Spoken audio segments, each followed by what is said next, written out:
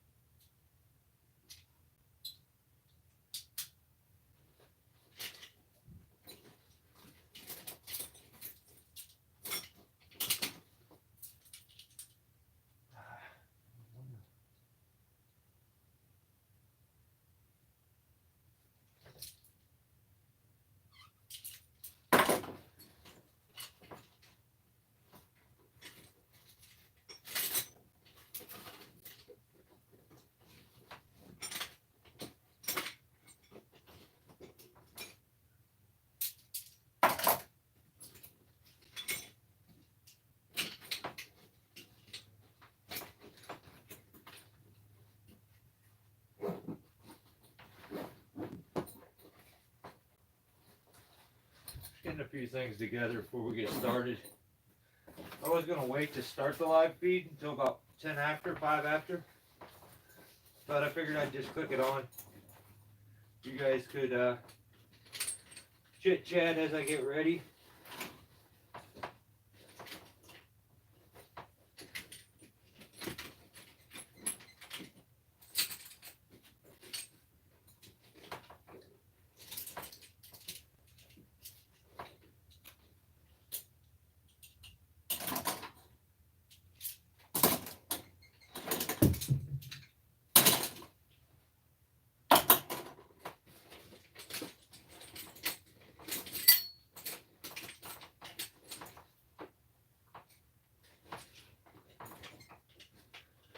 I always have so many 5-hour energy bottles in this bag.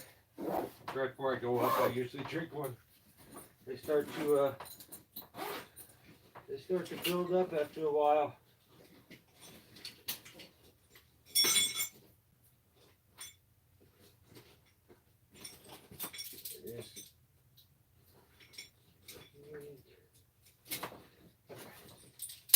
That should be enough stuff. We got all kinds of goodies out there.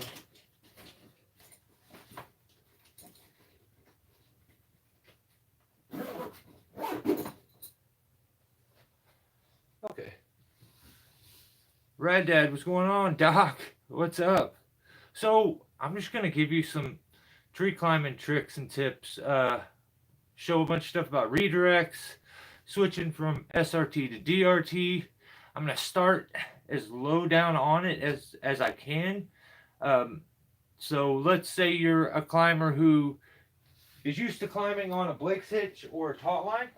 I want to show you where I would go from there and what I did go from there, which was I climbed on a hitch climber. So I climbed taut line hitch for probably over 10 years before I learned how to use anything else. So everything else to me, I didn't even know there was other ways to climb. I knew you could take your line like this, and I'll show you my taut line hitch. Let me throw the saddle on real quick, and I'll just talk with you guys, and then we'll take it from there. James, what's up? Oh, I want to start this out and say, Billy, we're still waiting to hear from you. I thought about Billy yesterday. Billy is one of the mods here on the live feed, and I haven't heard from Billy in a long time. And I'm just worried. Like, I hope Billy's okay. Billy's been nothing but like insanely supportive of the channel, and I don't even know if Billy does anything with trees. I mean, I'm not for sure, but I haven't heard from Billy, and he's missed. Let's just say that we're missing Billy big time. Turbo, what's up, man? Nor from damn. But his Facebook is active. Oh, okay. I don't do Facebook at all, or I would have. Yeah, I should probably check there. I mean, I just hope he's all right. Hopefully, I just annoyed him, and he needed a break from me. That's what I hope happened.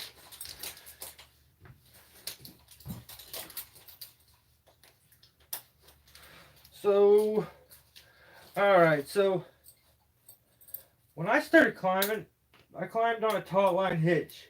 I used a saddle that has a butt seat. You know, the strap that goes across the back. That's what I was used to using forever. I didn't know anything else. And then I tried and I switched over to a saddle that has, you know, your leg straps here. And that took a lot of getting used to for me. But man, after I got used to it, I totally get why they switched to this. So originally, when I was climbing, do I have an end here anywhere? Yeah, there was no such, I'll go to the other end. So there's no such thing as sewn eyes that I knew of. So the way I climbed was, here's the end of the rope. So ours was not this fancy. If I'm being honest, here's exactly how it looked. And this was for 10 years. I don't know that we knew a bunch of knots. I just think we did half hitches, or yeah, or overhands. So my rope that I always used, that all of us used, was always hooked up and on the line at all times. This never changed. You would wrap it up like this. You would get it out of the truck like that, and it was always the same way. So I like the overhand knots on this because what it does is it designates the rope and directs it to go out the side, which is what you want when you're using this kind of system, because like a scaffold knot's going to direct it upward, which is going to put it in a twisted kind of bind. So that's how we would pull it out. It was like that always. We would take our two butt strap things, pull them together, clip in. This is also familiar to me because just in the past few days, I've been dealing with a bunch of storm work. And on all the storm work, I've used my old saddle that's in my bag. I keep for like rainy days, and it's a seat saddle. It's really lightweight, and I had coveralls and stuff on. It was like negative something outside. So this saddle, I've sewn all the straps together for my size, and now that it's wintertime and I'm wearing more layers, this doesn't fit properly. So I gotta like take coveralls. I can't, it's not that adjustable. So I'm gonna have to do something, not so much with the leg pads, but with this, and make it a little adjustable for me, especially for the winter seasons, because I just have more layers on. So try to see which way would be, I think this is better. So you have both ends of your rope. You have the moving end over here and your stationary end that you clipped in with. I would actually here. So now if you notice, the rope's coming out the side of that knot over here, and it's headed to this side, which is exactly what I want. So here's how I climbed. Took the moving end, 2 under and 1 over. And I spent 10 years on this and never changed anything about it.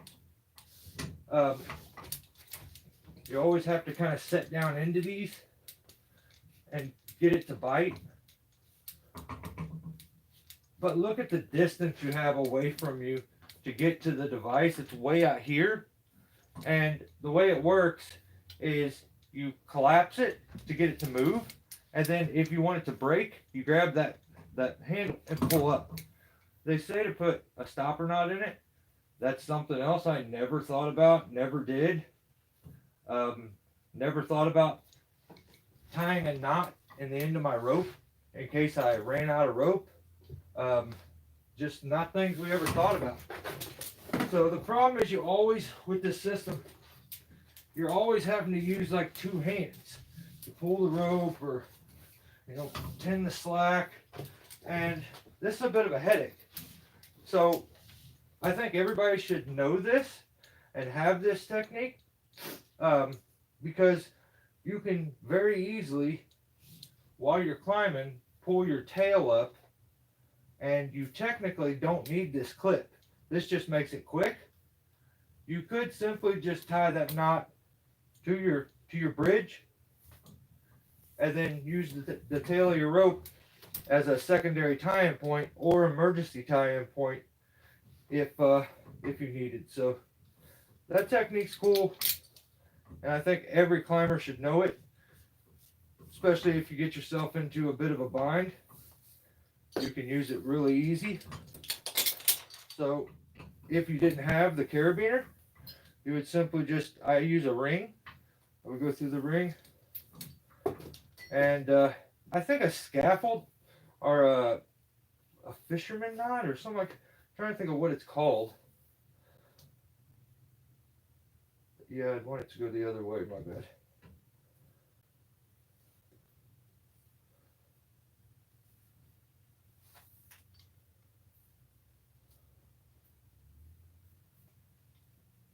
But however you end up tying it, you give yourself that other end, and then you can just have yourself a tie-in point. That's pretty primitive as far as tree climbing goes. William, what's up, man?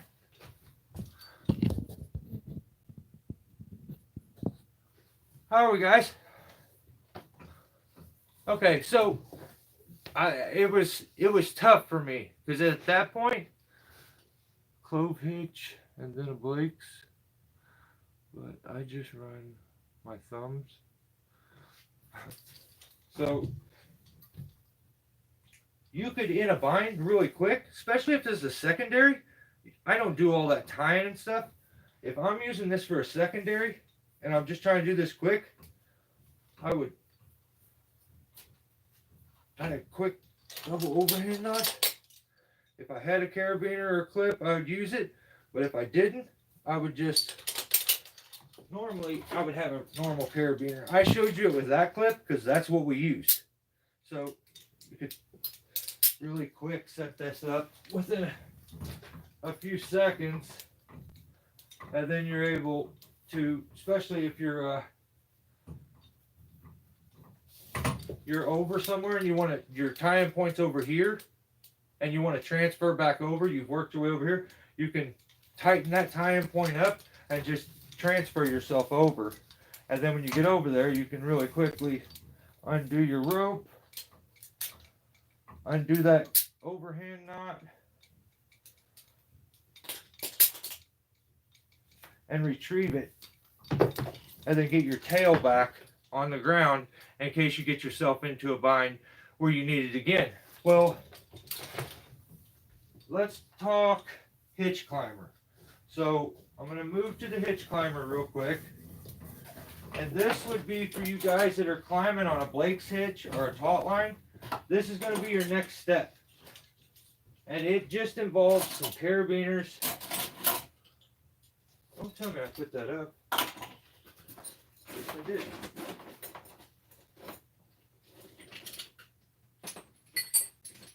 So it's just going to involve some carabiners and a prusik.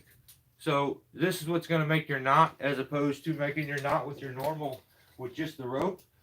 So here you get a ton of advantages moving to this system, and I'm going to show you. So you have your stationary end, which at this point in my brain and in my world, SRT does not exist. The only thing there is a rope with a clip on it. Then I find out there's this thing called a hitch climber, or a climbing with a micro pulley. And I'm like, what? So you have this little thing, just a micro pulley with 3 attachment points. We'll focus on the moving end of the rope first. so I can do that when I'll do it. I can kind of keep it tight. I'll probably just tie me a little stopper knot in this so it'll pull it out of the pulley up there as we're doing this. Okay. So I would take my micro pulley, and it's just going to kind of sit there. While I tie this prusik on. So the simplest one, in my opinion, is the VT, which is you take 3 or 4 wraps on this.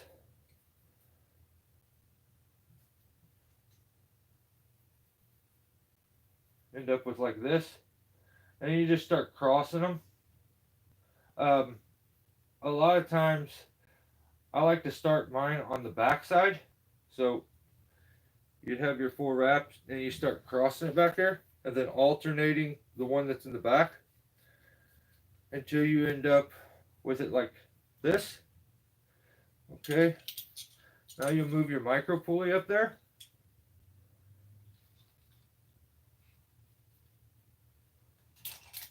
And you'll take a carabiner and clip those 2 sewn eyes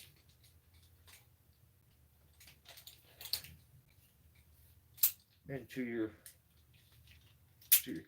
It's been so long since I've used hitch cord for anything. I've moved to all mechanical. Think about switching back to hitch cord. Just for the fun of it. So there's what you end up with. Now this isn't that safe, or isn't technically safe to climb SRT on a single line, but watch how this works. So normally when I would have to take my hand and slide that up, I have this micro pulley here. Now instead of doing this, I can now with one hand take the tail and pull it against that micro pulley. Now the micro pulley, as it goes up, is giving me a mechanical advantage here, and it's pressing the knot together, and I can tend my slack now with one hand. Now that doesn't change. I don't want to rip my ceiling down. That doesn't change much when you finish off the system. You take the stationary end and clip it in. So you can clip it on whatever one you want there. I like to leave this center one as like another connection point if I can. Sometimes it just looks and sets up cleaner if you go ahead and clip out here. Gives that prusik some space to move back there. But now you're set up. This is a world of difference in comparison to working on a taut line hitch or a Blake's hitch. Like, this is so much more compact. You don't got this break off to the side that you have to get a hold of to stop. This will bite. Your focus now becomes learning knots. Which knot here, if you notice, it collapses, and then it'll have a little setback in each knot when it bites. It collapses itself and it sets back. So the setback is the little trick, the little thing to get used to. But being able to tend my slack one-handed is my favorite aspect of it. Then you get 10 times better action out of it, and you can experiment with some different knots. It's just, this is your next step, and I would say get familiar with a hitch climber pull setup or a micro pulley setup, whatever one you may choose. But this one would be my favorite, and because of the things you can do with it. Now, moving rope or DRT, you see how much rope we have here. I probably have, let's say there's 10 foot to the pulley. So I have 20 foot of rope here to move that 10 foot. So I got to move 20 foot of rope, which, man, it takes a long time. But I can switch over now.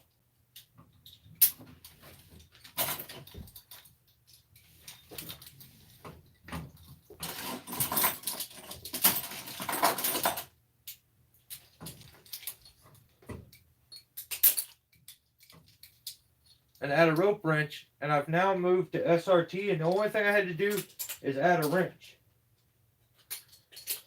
So keep that same tie-in point. We'll take the carabiner. All we need is over there. Jam that fully. So that we have a single line to work off of. And now you have your setup with your micro pulley, and we just introduce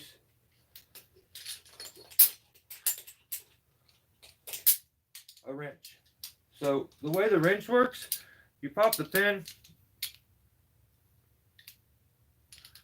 There's a little lever to push here. The pin goes in, and then if you turn it, it will drop in a little bit. Oh, it'll come actually all the way off. I didn't feel it drop in. Okay, look. There, you see it drop in a little bit. That gives you just enough room when you're messing with it to get your rope through, so you don't have to take the pin all the way out. You give it a little twist. That.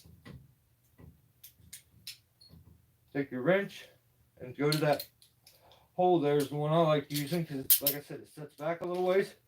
So now I've got a spot here where I can put a neck tether, and as I'm moving up the rope, it'll tend my slack. I've switched over now to completely SRT with the wrench. With just adding the wrench to the hitch climber setup, which is super nice. That's why I say guys should go with the hitch climber setup, because then all you gotta do is buy a wrench. Nowadays they have all this stuff like built in, but you can take this setup, and let's say you get up into the tree and you want to access the tree. We had 20 foot of rope we had to move to go that 10 foot. Now we only have 10 foot of rope. Every foot we go now, we get to keep with SRT. With DRT, we've got to move twice. And we're pretending like this is just a branch. So now we've made it up there. We're like, okay, well, this was nice, but I need to retrieve this. And I need to be able to get my line out. And if I go down, let's say I wouldn't be able to touch this. What do I do? So you can switch this right back over to DRT, and let's say, let me show you something. Because normally when you use a rope wrench, it's usually, you don't have all these extra connection points. Usually a wrench you put in here at the bottom. It goes in with your whole setup here. So it wouldn't have this on it. Let's do the way it would normally be set up. So when you go to buy like a rope wrench nowadays, a lot of times these things are coming as a full package. Like you get the wrench and the everything together. So it's going to look more like this. And for this, I like to go to that outside one. I just feel like it sets up a little better.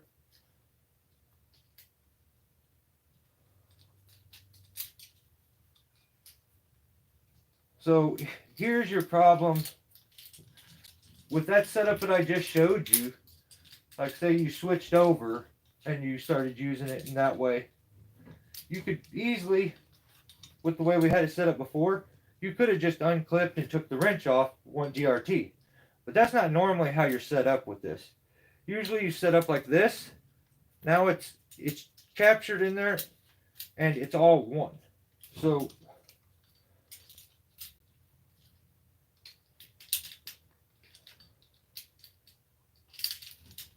now we're set up like this. Okay, we get up there and we move that 10 foot. Let's do it. Now the problem is it would take me a long time to undo all of this, put it back together, hook back up when you don't have to do all that. So first, I wouldn't be an idiot. I would lanyard in right above the tying point, and I would slack in. I would remove that knot that we were using there. Should put some more slack. Okay. So now, oh, wrong way. Now, I have a wrench. You could, technically, do this.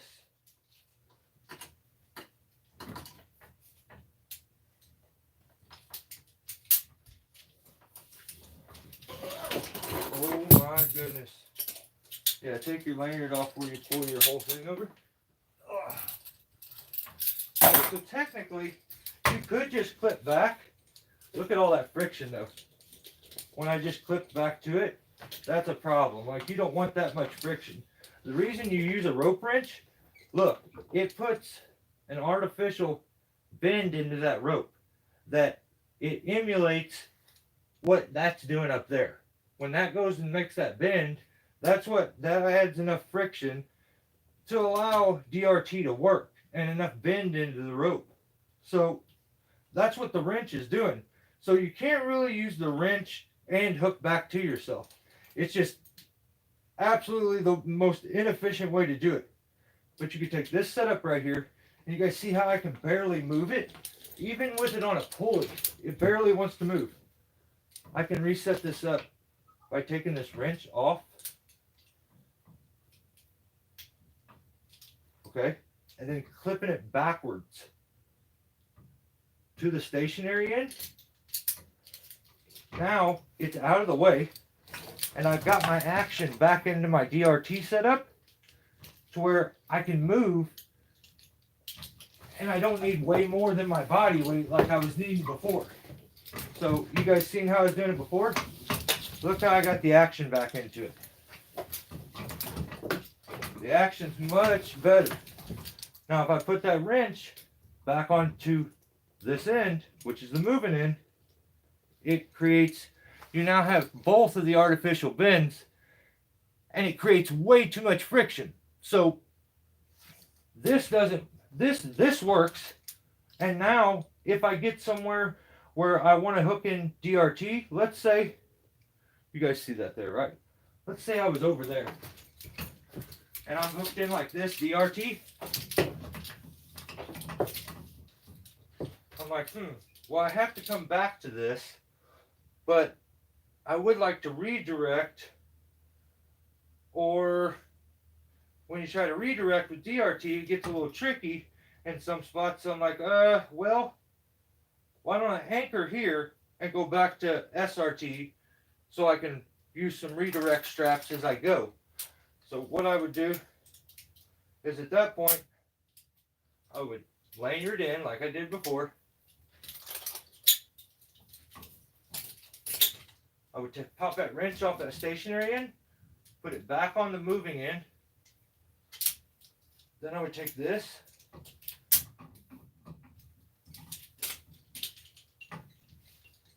and I would anchor it over here onto this piece, which is very tippy, and I'm probably going to flip it, but hit it there. And then now, after I get my lanyard off, I can switch to SRT. If I wanted to redirect here, I could, but I can go do my thing right here and get all the benefits of SRT, being able to, limb walk much easier, tend my slack much easier, and move half the rope, do what I got to do here, and then I can kind of step back over, grab my anchor back,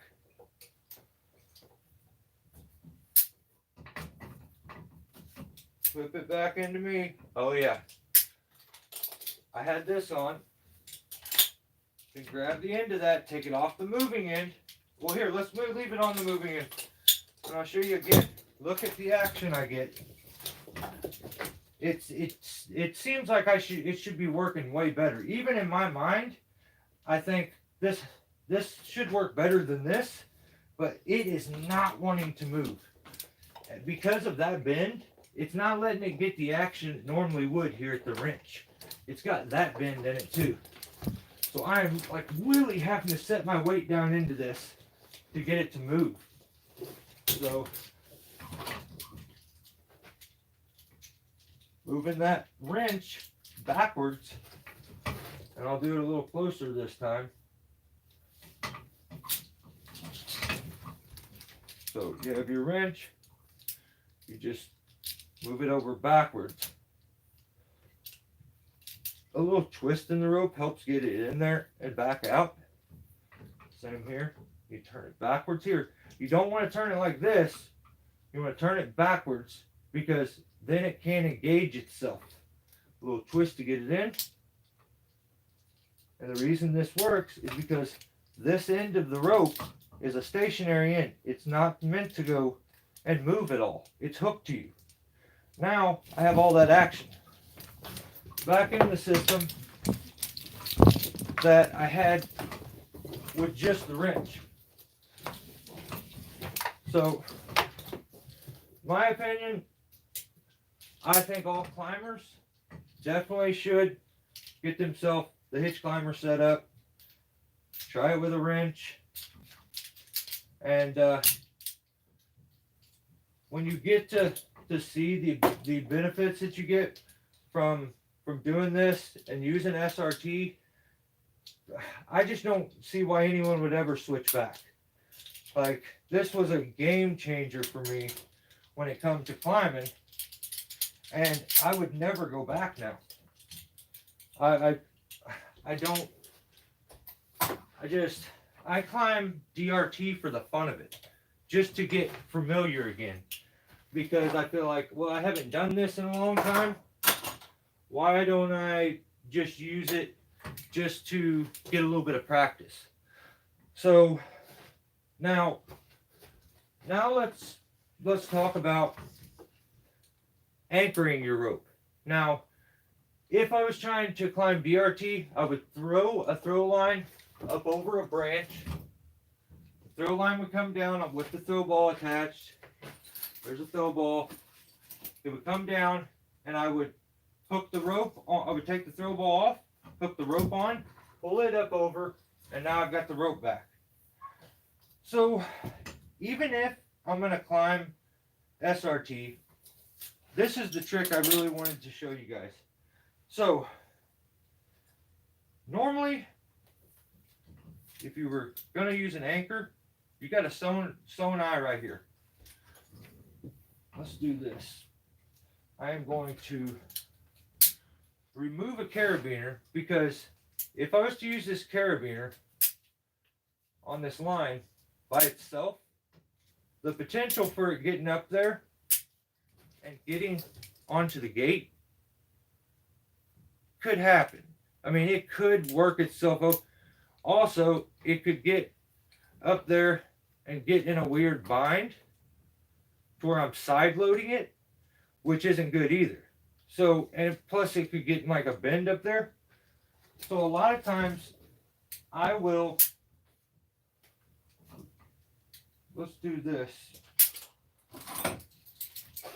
We can introduce a micro pulley here.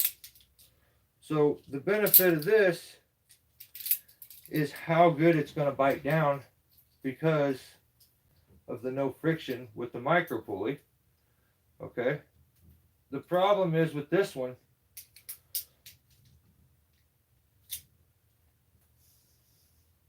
yeah, I was wondering if I could get up the other way. The problem is with these, if I send that up, it goes right, but look. Now I'm not going to change anything. I'm just going to pull it back down. Look how it ended up. That's not good. So I would have been prying at the gate with that. So these micro pulleys like this, I'm not the biggest fan of for trying to use them on anchors, but I have one here, which this one came with my rope wrench originally, and this is meant for the rope wrench. So if you have a single-eyed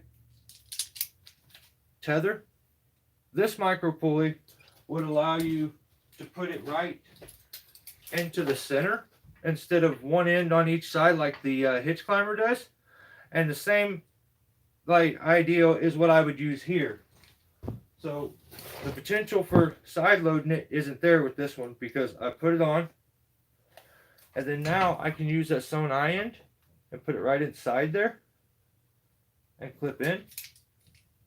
And what I've done is I've eliminated the chance of the micro pulley or the carabiner from getting into a bind at any point by doing that. So the problem is it does get a little bit of friction there, I feel like. But now I'm hooked up and I can climb this system and do what I need to do. Well, because I don't like, see, it's causing friction right here. And I've used this a lot. And I actually think I've ruined a rope. I have a climb line that I think I ruined because of that little bit of friction there. Because of this plastic piece on it, this doesn't really work all that great with a sewn eye. But I like these sewn eyes. They have that keeper inside of it, which keeps your climbing system aligned really good. But when you try to do this setup, I burnt another climb line all right here to where the sewn eye is almost, it's not trustworthy anymore from doing this. So to stop that, I at one point I started using the other end of my rope to do this. So I wanted to use that rope, but I don't really trust the sewn eye all that much. So I just changed it up. I switched myself over to here and worked off this other end. And with this end, I could easily put an alpine butterfly, or I like to use the circus knot, or I think some people call it the triple bowline.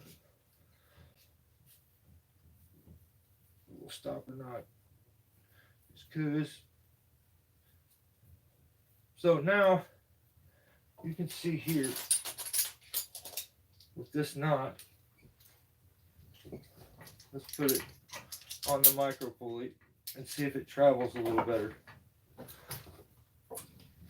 Also, the good thing about this is every time you do this, you'll probably, if it does rub, it'll be rubbing in a different spot every time, because you won't make it the same size every time you do it. But with the sewn eye, the way you hook it up, it's going to rub in that exact same. See, yeah, it's still got a lot of friction. So, not really a fan of how that there hooks up, but it gets the job done, and it gives you a point to retrieve it back. It works much better retrieving than it does actually pulling it up. So let's switch over and use a quickie link. So a quickie link is just like that pin in your rope wrench, except for it's got double keepers on it, double stoppers. What's up, Jay?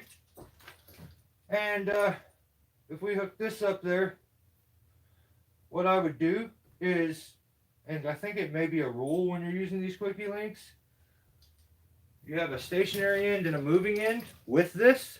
So this is the stationary end, this is the moving end. So if one of those ends of the rope is going to be moving at one point, you want it to be touching the pin, and you want the stationary end to always be on the stationary side. So I would hook this in like this. That's my stationary end. And as I pull it up and retrieve it, this is going to be my moving end. So I click it in, and now much easier.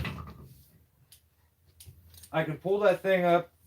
I now have an anchor and I can do what I need to do. Problem is, this setup isn't retrievable. You got to go up there, get that anchor point, bring it back. But you could very easily, with this exact same setup, set this up to be retrievable very quickly. So you're just moving that knot down the rope so that you give yourself enough rope to actually retrieve it when you get back to the ground. So this is going to take extra rope. If you're going up there, what I like to do is, let's say I had that set up like that. I went up there, I would pull up my sonai and just clip it onto it while I was there. And then when I come down, I can grab the sonai in and pull it down. Some guys like to have it to where it's retrievable before they ever go up. And in that case, like I was saying, I would just pull plenty of rope through. Then I would tie that knot.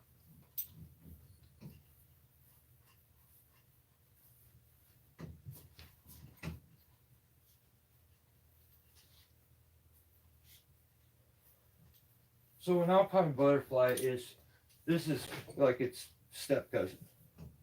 So you can use an alpine butterfly.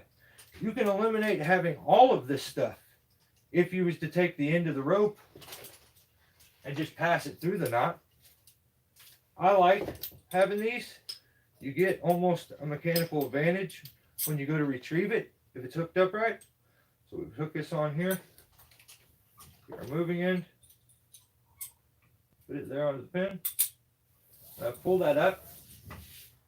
So now I can work this into my rope here. Do what I got to do. And then this end, after I get down, I do what I got to do. I can go unclip, go over to it, pull the system out, grab it, and retrieve it. So, like, we talked a little bit about being rescue ready and having a rescue setup. And I hear most of those guys that do rescue work, and just, it seems like it's really weird. It's almost like everyone thinks the exact same. They all have to check in to make sure, like, are we okay with this rule changing or this or that? Base anchors are for some reason frowned on. And the reason is it becomes an obstacle, something that could be in the way. Those same guys will say having the system be rescue ready, they don't like that either. So their solution for that is to have a canopy anchor, which takes much longer to set. You have to hit a limb, get directly over that limb, or learn the technique where you jump the lines, which is kind of tricky, but it can be done. You have to designate and hit a particular spot, and you have to get the rope back to you, or the throw line back to you. Where with a base anchor, I just need to get the rope up through a good union. Where it ends up, I can anchor it down at the bottom and climb. So let's say I threw the rope up over, and do this right. The way I was thinking. Okay. So because I was messing with that sonai and it aggravated me, I've been climbing off the opposite end of the rope. So that up through, I got the throw line through, and when I pulled it back over, I used, if you try to hook that on, that's much bigger and harder to pull through a crotch than just your normal end of the rope too. So I pulled that up through, I get it back, I pull it through, okay. Now at this point, if you're just over the branch, you can kind of choose what side of the rope you want to climb off of. Do I want to anchor this end or want to anchor this end? So I would say I would probably choose this. When I base anchor, kind of want to show you guys my little technique for base anchoring. Let's see. You see that? No. Alright. So, if I was going to base anchor, here's how I do it. I think a lot of times guys worry when they base anchor. Let's use the quickie link. I wouldn't recommend just doing this and clipping on. So, let's use a carabiner.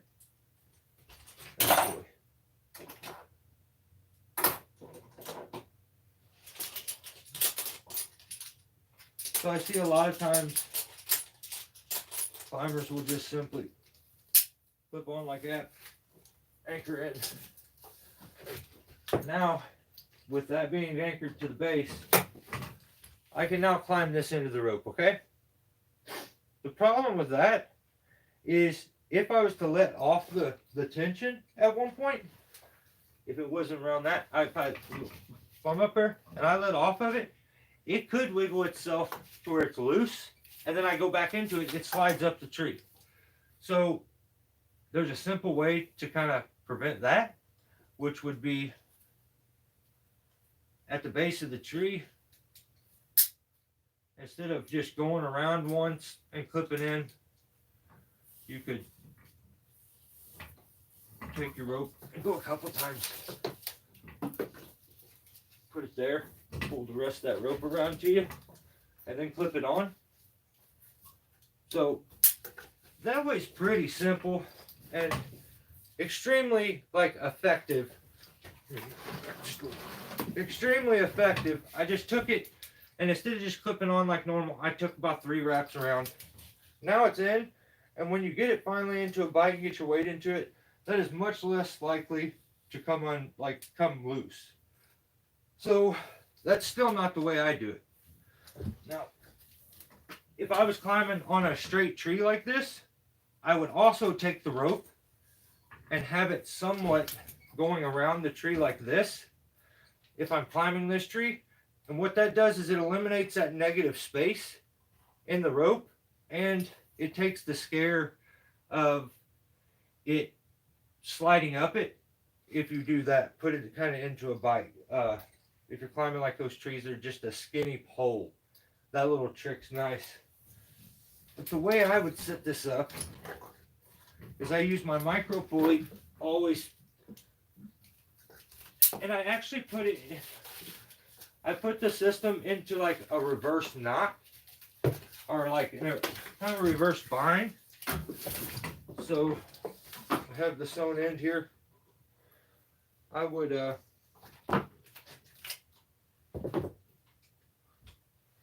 me just a second. I'm getting hot. Ugh. Peter's doing his job out here.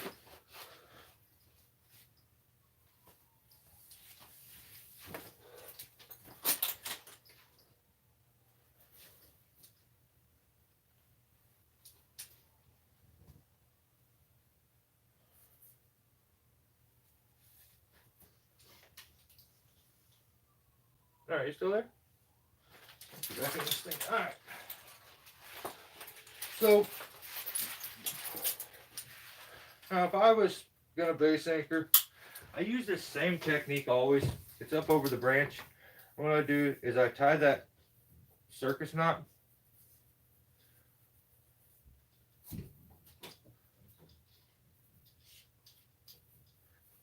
I take it down to the tree. I go around. I put it through the loop. Then I go back the other way.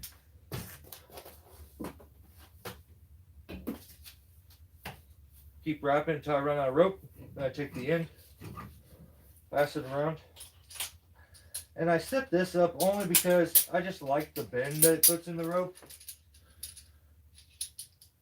with the micro pulley, and the chance there's no side load in the carabiner. So I'd set it up like that. And after it bites really good, it doesn't come loose. I'm not ever worried about that loosening up, and I can climb this system. So the other day I was climbing I was using this, and so I'm doing storm damage, so no spikes. I'm not climbing with any spikes, and it's a bunch of spikeless stuff, which gets aggravating. I think at the time, I don't even think I was using, actually I wasn't using this. I was using the gree, but let's, just for the sake of the video, let's do this. We'll switch to the Rope Wrench, or the Rope Runner Pro. Also, the other day, I was messing with this thing, and I took it apart to try to disconnect it. This part fell off. Well, I put this on, but I must have put it backwards, and for a week, I thought something was wrong with this bottom part, because, like I showed you before, when you spin these, they'll open up. And they have a little spot for that to happen. Well, I had put it on the wrong side, and I had this flipped over, and it would get in a bind right here, and I never could get this open. To the point, I almost took a chance to try to climb without this piece on it. I was that aggravated. It was negative degrees outside, and I was in the top of the tree just pissed. But,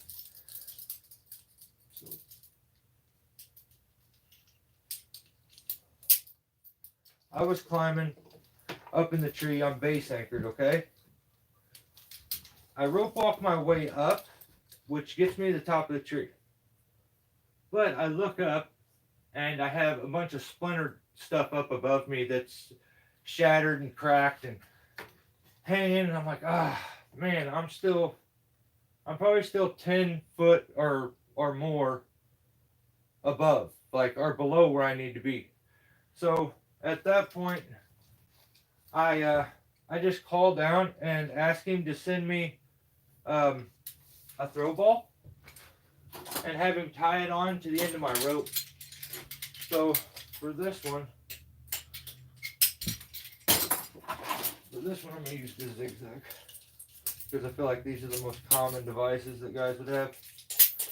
So yeah, I'm up there, and I'm like, I don't know what to do. So I have him get me the zigzag. I'm like, send me a throw ball. So he sends me the throw ball. Now, when I did this, I have the sewn eye here. I used this end down here, and I had the sewn eye end I was climbing on. So it was really nice. I had him clip me on a throw ball on the end of the line, which for that we'll just do this. I said, hey, send me that throw ball up, and what I'm going to do is just advance a tie-in point. Instead of disconnecting my base anchor and doing all that mess, I'm just gonna worry about getting up to that high point, and then I'll go from there. So I'm going to show you a few more tricks where all the other guys are worried about using base anchors because you're not rescue ready and they want to set another line for a climber to come rescue them. I'll show you what I would do there, and but right after this. So I have him clip the throw ball on. He sends it up. I pull that end of the rope up. I get it to me. Now I'm set already. I'll take this. I'll throw it up over that top fork, and I get it back. So in this scenario, I was using everything in reverse here. I was using the gree here, and this is the device that I used for the secondary. I had him send me this and the throw ball. So I was like, okay, in this one, if I'm going to use the zigzag, I have an issue. Before I throw that throw ball up, I have to first connect the zigzag. Only because it's that device that you can't midline attach. That's a bit of a pain and limits how much I use it because of that. But luckily, we got this other end. We don't have the sewing eye end because we couldn't do it if we did that. And we could just run our zigzag into there. Run that rope in. Get that back. Go ahead and clip ourselves. No, that's not right. I went the wrong way. My bad. Hang on. Sorry. So we're going to be wanting to climb this end. So instead, the rope will come up through, then go through that. Which it definitely doesn't run as smooth through it this way as it does the other way. Oh, that's not going to work.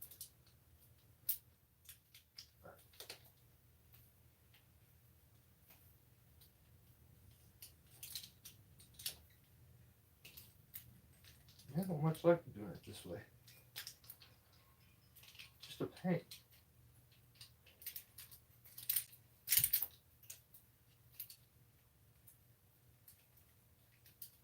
Well, I would have sat up there and took an hour doing this. This is where the zigzag doesn't make it in my top devices because of this. I don't like this. I shouldn't have to do all this. Very aggravating, especially if I'm up in the top of a tree and my hands are freezing cold. To try to do all this fine little stuff would be a pain. So, come on. Don't do that to me. Did I set it up wrong? I feel like I could have. Oh, no. Alright, jeez. So, the end of my rope is starting to fray open and swell, so it doesn't pass through the zigzag as good as it used to. This is my normal climb line. Alright, so what I would do is pull the rope through, and I would clip in. So,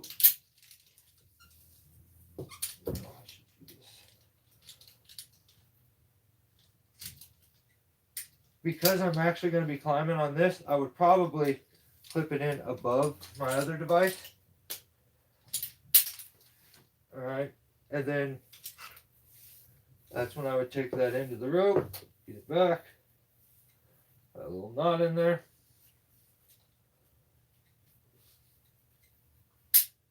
Hook that throw ball on, throw it up over the fork, up over, I get it back. I can now take it and clip it into the zigzag. And now I have a device set up above me that, pretend like that's up above me, that I can work my way up on. Utilizing the tail of your rope at times can be so nice. So at that point, I just stuck my feet against. I put all my body weight into this. I work back with my lanyard. And then this device, which I'm base anchored, I just introduced a bunch of slack into it. After I knew this one was hooked up, I just introduced some slack. That way it's not fighting this one. I tightened into this one. And then I just kind of hip thrusted up a little bit to get from limb to limb, do my work. Okay? Then what I got to thinking is I could go down, I could transfer it into this system and do this and this and this. And I'm like, no, this is DRT. I just disconnected my Rope Runner Pro and just pulled slack into it all the way down and just didn't worry about it. Let it out of the way. So then when I worked my way down, I had Jake end up disconnecting this, and as he was doing that, I just worked my way down on the zigzag, and when he got it undone, I pulled the rope out. The Rope Runner Pro dropped down, and yeah, I was set. But having the tail of your rope to utilize for a secondary tie-in point is like a lifesaver at times, and in that situation was a must, because I'm base anchored. I could have him disconnect all that stuff down there and then take and try to throw that up over and make a reconnection, but then I would now need to make it retrievable, blah, blah, blah, blah, blah. So I wasn't feeling all that. I didn't feel like having to do that much work to use this setup. So it was quicker to use a secondary setup and do it that way. So if I was hooked in with this, I probably wouldn't use the zigzag if it was me, and I was already SRT with this. I definitely would use the Gree instead. And that's where, I don't care what anybody says, it is such an amazing, effective secondary device. I would get this zigzag off here. Okay, now I have the Gree. No matter what, I keep this on me on every climb. It's just too quick and easy of a secondary device. At this point, I wouldn't need to even ask him except for to send me the throw ball. I would use the throw ball, pull my tail up, tie a loop in it, and where I had to do all that mess and stuff and all that stupid shit before, now I don't have to. I can throw this up over. It goes up over the branch. I get it back. So I'm not going to climb DRT with this. I'm just going to use this thing SRT, and I'm going to eliminate a bunch of unnecessary work that was being done. So I'll take this because I know I can get back down to here to be into my rope runner.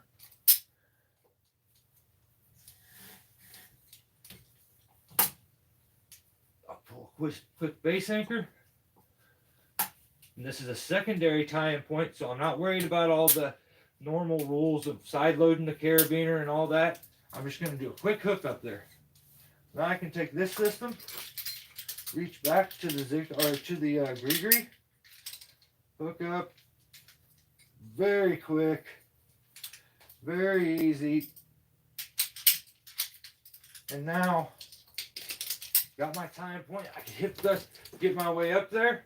This, I could, if I get above it, I would introduce a little bit of slack, but I would leave it a little more there than I would with the zigzag because I don't have to move as much rope. I'm moving much less rope.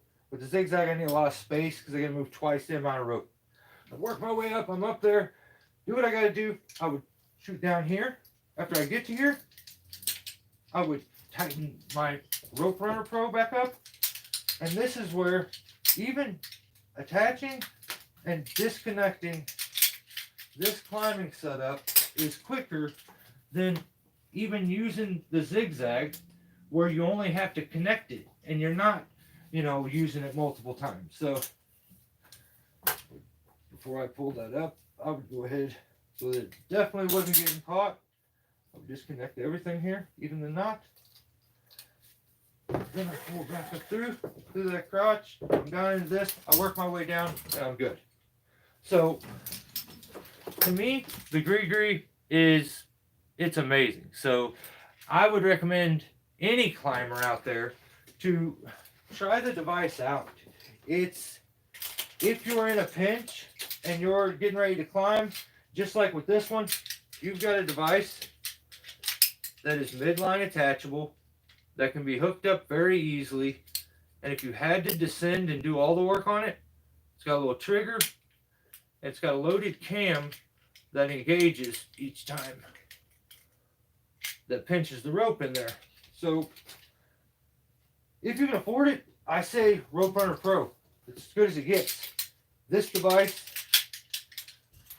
is so nice. I can climb it like this, and where with the rope wrench we had that issue, I don't have that issue with this device.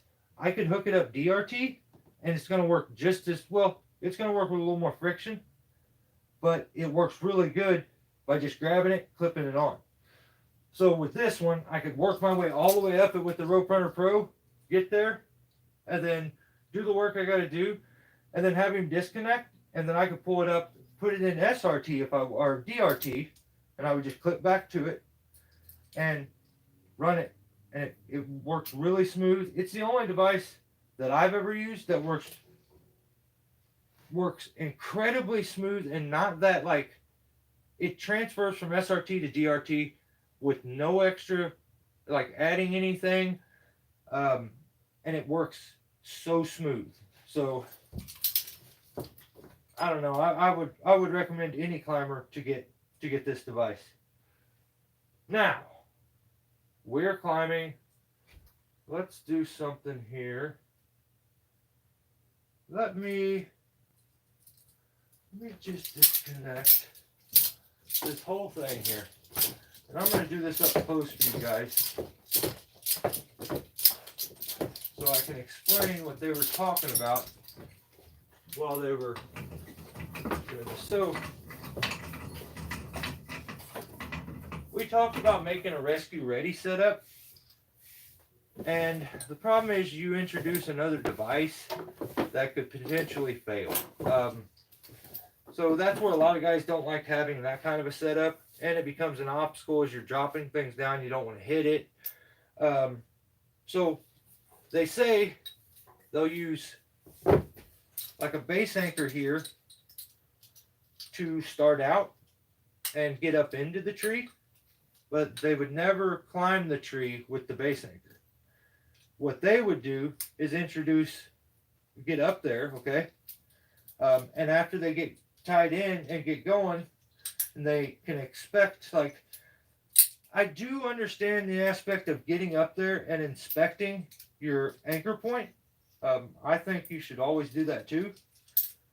But they were more saying, like, switch over completely. What am I? Oh my. I'm looking stuff up all backwards. They're saying switch over completely. So let's see here. They would get up, they would get a base anchor set, work their way up into the tree. What is going on here? What did I do? Oh.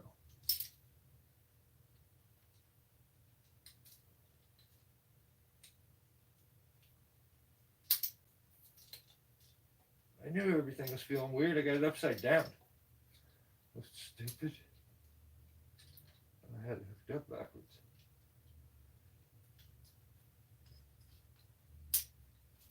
Okay. Alright. So your base anchored. They would say go up with your device, get all the way up here, then have yourself lanyarded in. Then they would call down and say, hey, disconnect that. Did I just do that shooting? Oh, no. They would say disconnect that, and they would pull that whole setup up here. Then they would tie it on. Then they would pull another rope up and connect it right by where theirs is at, so that there's an additional line in the tree for someone that could come rescue them. So that's a good idea. You get up there, you have them pull this up, you reconnect that there, then you put an additional line up there and send it down. And now you've got, let's do it on this side so you guys see it. Now you've got yourself a rescue line. You can climb, do what you got to do. If you was to get injured, a climber can run up there, connect to this, get up there, try to save you. Okay, so climbed up like this, got all the way up there, got anchored in, okay. And the reason for all this is because this is 1,000 times faster and more efficient than trying to hit that singular limb. It could take you all day. So sit up like that, go all the way up, have them disconnect all this. That takes a while to disconnect. Send it up, tighten all this stuff back up, hook it up, get it set, make it retrievable, because now you have to make it retrievable because it's not at the base of the tree for when you get down. Make it retrievable, then pull up the other rope, connect. I'd say you're 20 minutes in.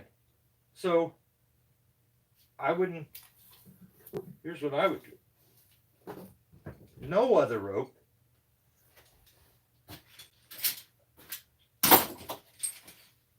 I would tie in just like I am, the fastest, quickest, most efficient way.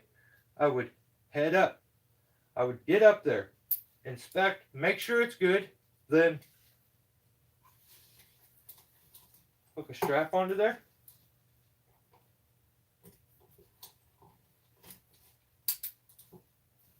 And now,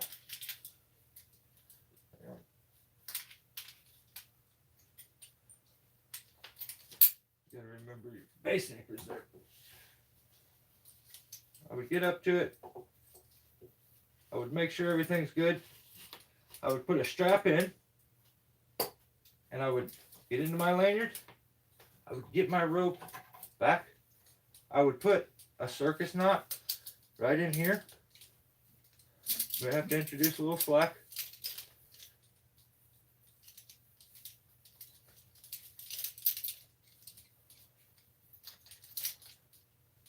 Hook in.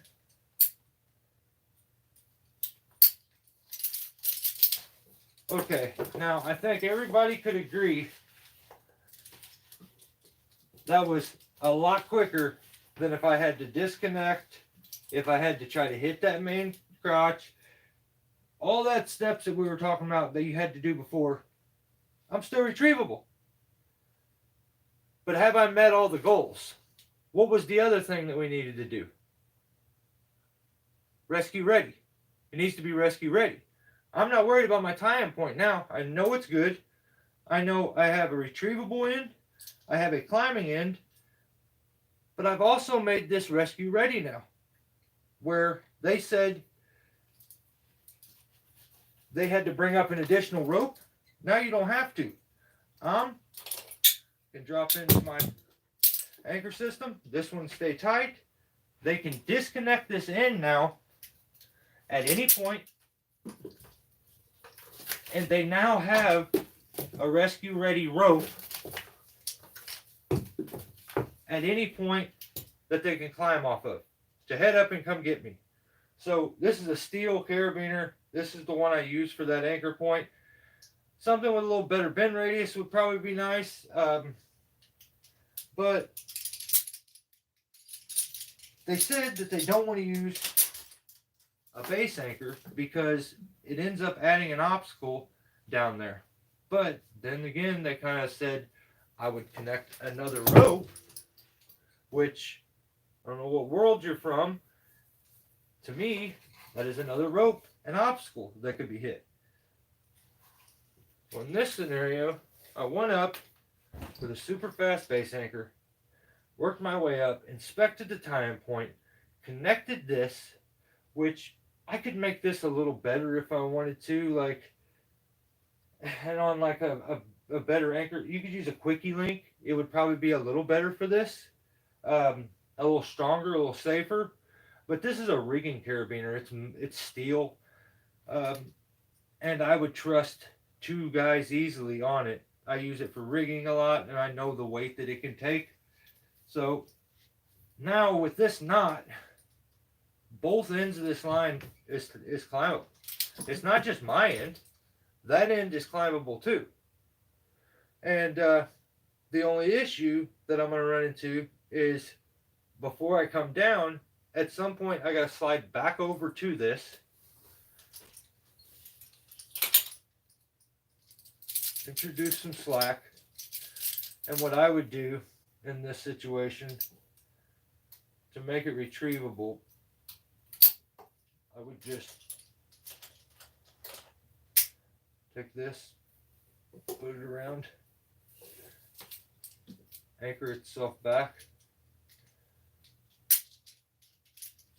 to the micro pulley so that it puts it in a really good bite.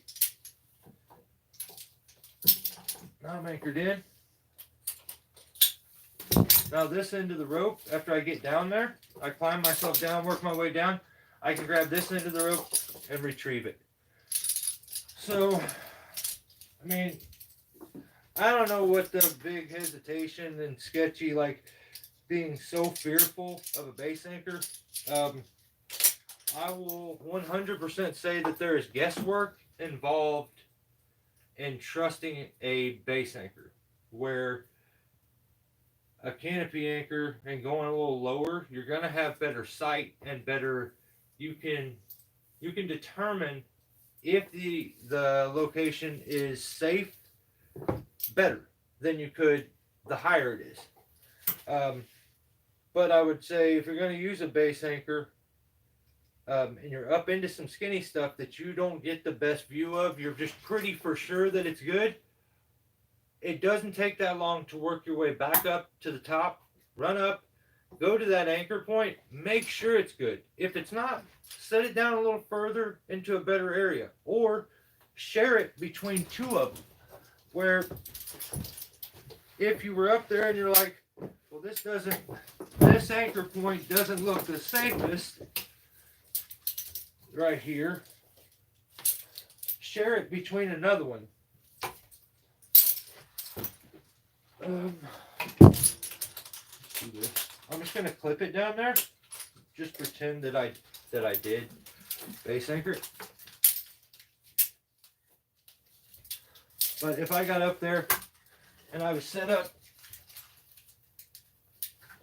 and I'm like, oh no, this is a bummer. Like, this isn't good enough. Plus, I could have a little better location. I'd work my way up to that better location. Throw me a strap. Anchor to it.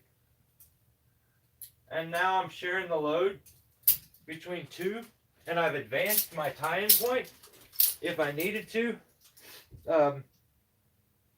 Same way if I was working this stem down. I've used base anchors for full removals. And say you're set up like this, and you've worked your way down, and you're trying to block the tree down. I've left my base anchor and done the whole tree, blocking it down. The way you would do it, same way as before. You would take this, flip it in, and now instead of climbing off of a crotch, you're climbing off of this. If I was using it here, and I was working on this side of the tree especially, I would work this thing around the, around the other way. So around over here, so it puts the strap in a bite, and it puts it further away from me. That way I can actually suck more of my weight into it and get myself closer. I can take a chunk. The whole time I would have my lanyard on. I could take a chunk. I could wiggle that strap back in, around, introduce some slack, work that strap down a little bit. Even if I slip, I'm still going to be caught. Take it back in. I can work down, take another chunk. And the whole time, if at any point I needed to hurry up and get down, I could do that, and I could still retrieve it from the ground like this. Problem is, you get to that one point where you do eventually have to, if I get to that point where I'm going to leave this though, and I'm going to follow the log, the only thing that you need to do is, which direction am I following the log? I'm going to follow it there. Okay. Move this around to the back side so that it's not going to be impacted, messed up. I'm not going to mess the carabiner up, and then go from there. Come down, then pull my rope out, or use it as a pull rope. Try not to use my climb line for that stuff. So I told you before, this thing works.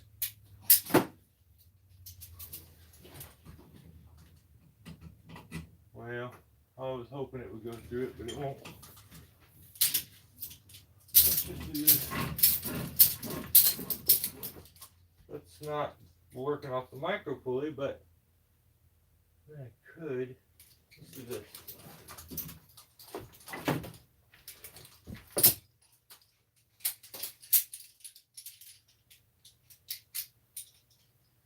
So DRT, when you're climbing on a moving rope,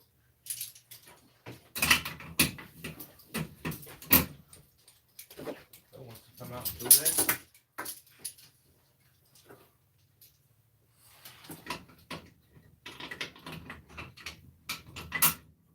climbing on a moving rope, let's say you were SRT and you want to switch to DRT with this device. The action that you get off of it is amazing compared to any other device when you switch from SRT to DRT. There's nothing that you don't like. It's more friction. It reminds me of DRT, but it's still completely solid, and it's got the action that other devices, when you switch over to DRT from SRT, they don't seem to have that. So this super nice to switch over. You can get the advantages of going up SRT and then get up there, switch it over to DRT, make it retrievable. Now, let's say you're DRT and you want to run a redirect. You're just stubborn and you know that SRT is better for you and it'd be easier to use, but you just don't want to change. You're stuck to your DRT. That's what you want to do. You can run redirects with DRT. The problem is, if you run through a natural crotch, these two ropes hold together and they won't move anymore. There's too much friction. So you can use a double sheave pulley like this. What that'll do is keep your two lines separate. That's kind of nice. Works really good. So you can continue to climb DRT and you get the mechanical advantages of the pulley. But, I mean, you gonna carry this thing around with you the whole time? I mean, I wouldn't want to. So, actually, this kind of set up weird. What happened?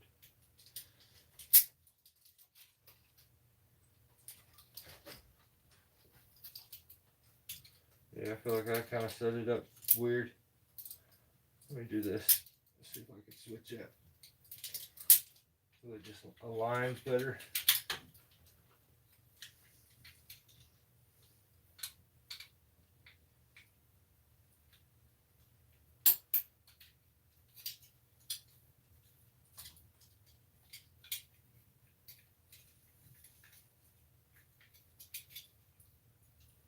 So most guys, if you mess around with tree work long enough, you'll end up with a fiddle block setup like this.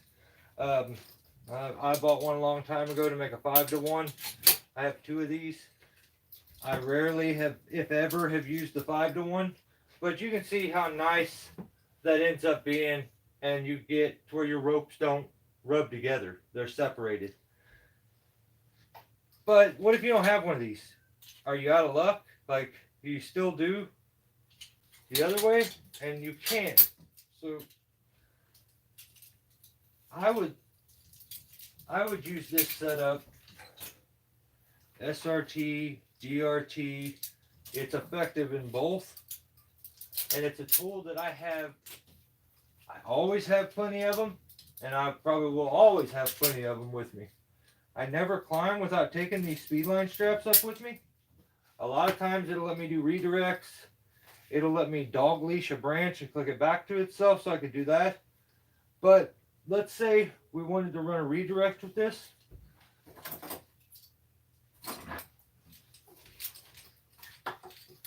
And we're DRT. So what I would do here is run myself over to here. And to run a redirect on this, the problem is with most of these things, you have to set these up beforehand. They're not midline attachable. You know, if you don't have it set up beforehand, you're kind of SOL. So I could switch my tie-in point to over to here, but I don't really need to. And this one, I can make this strap retrievable by having the carabiner on one side and the micro pulley on the other. So what I would do is I would separate my ropes. One would turn this side so you can see it work.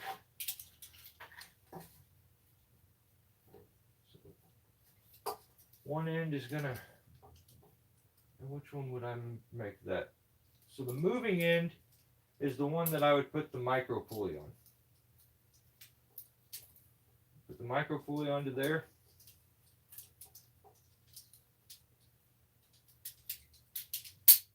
Flip it on. Back to the strap. Then here is where this one goes onto your anchored end. So, okay, now you're separated. You worked yourself down, and let's say you're done climbing. Originally, let's say that point up there was a natural crotch, and now you have this set up, and you're already on the ground. This is retrievable the way it is. So, but for me to show you, I'm going to take this micro pulley off of here.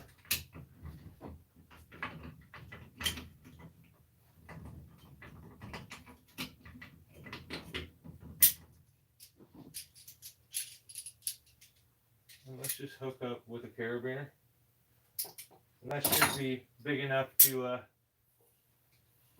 emulate us retrieving it through a crotch, I would think. Alright, so now we're in there. Because of how I set it up, I put the micro pulley on the moving end, the carabiner clip, and the stationary end. So I go to retrieve now.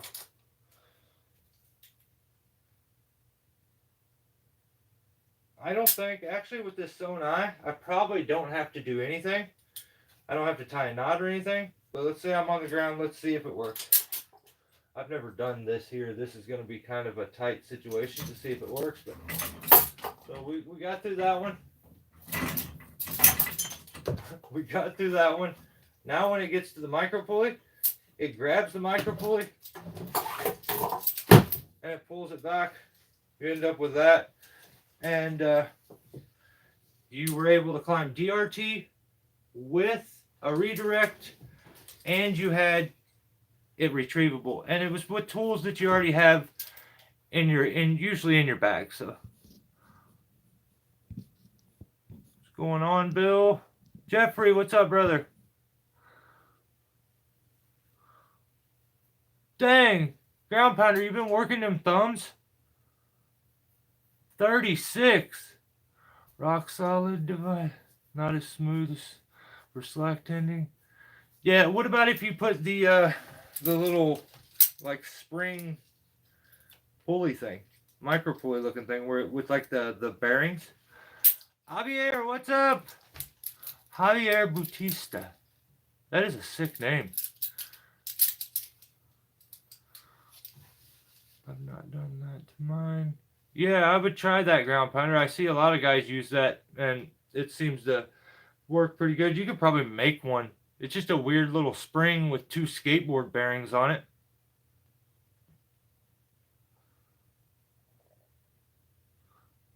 $36. Yeah, that's unreal, man. We're getting close to breaking our record that we had last year we did 47 in a live feed.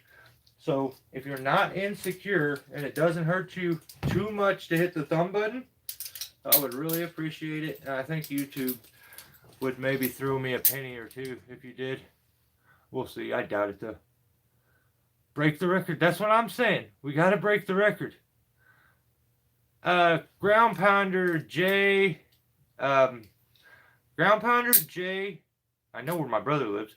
And James, maybe I'll do a community post. I need you guys' addresses. I have something for you, ground pounder. I'm going to send you something, and then we have to do a live feed together afterwards. Thank you for the knowledge. Oh, my pleasure, Javier. My pleasure, man. I always have a belt strap that goes around the tree, my safe line, and a tree loop around this. Right on, Martin. Yeah. There's a lot of neat little tricks that you can use. I believe that there's even one here that you could put. To me, it's kind of a little bit weird, but they make one trick that you can do with like a quickie link.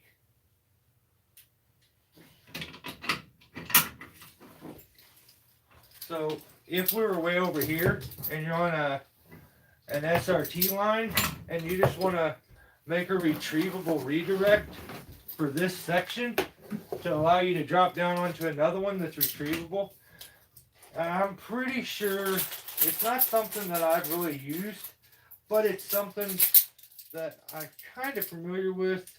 I think I understand. I would clip this. So you get to this and you're kind of in a pinch. You want to go around. Oh, smokes. This thing just wants to tip over. Okay. Is that even in the picture anymore? Nope. Alright, so you land yourself in. Your SRT way over there. So you would bring your system in.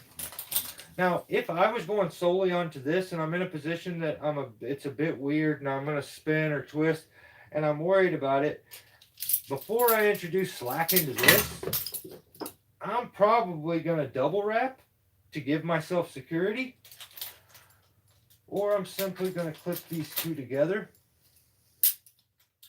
so that I'm not twisting and I can really lock both hips into place before I go and introduce slack into that. Now, because of this, it's locked my hips into place. If you don't have the extra carabiner, before you introduce slack into your climb line, you could just as easily put some slack into your lanyard, take an extra wrap, hook it in, set your right hip or the hip that doesn't have the adjuster first to the height you want, right there. Now you can pull this one in, and you've now locked locked off both hips, so the potential for spinning is not there anymore. You're going to stay stationary, and you can really relax into it and get comfort. Releasing this, introducing a bunch of slack into this. Now, at this point, you're going to take your rope, you're going to double it up, throw it around,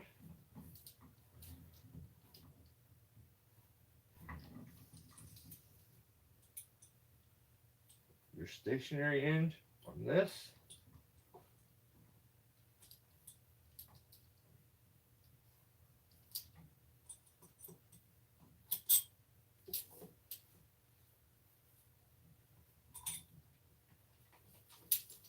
I've never used this. The more I'm sitting here thinking about it, I'm starting to get confused.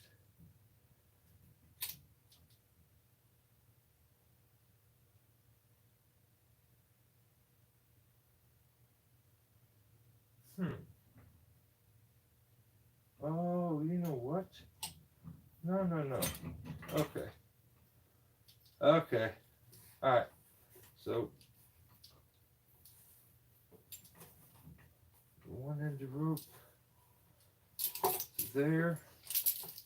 Let me mess with this for a second and see if I'm understanding what's going on. So then you take a bite of rope. Okay. All right, so at this point is where you would, I guess,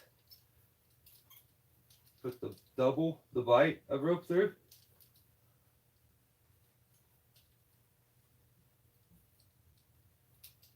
Onto the moving end here. I don't know how the hell it's switched already.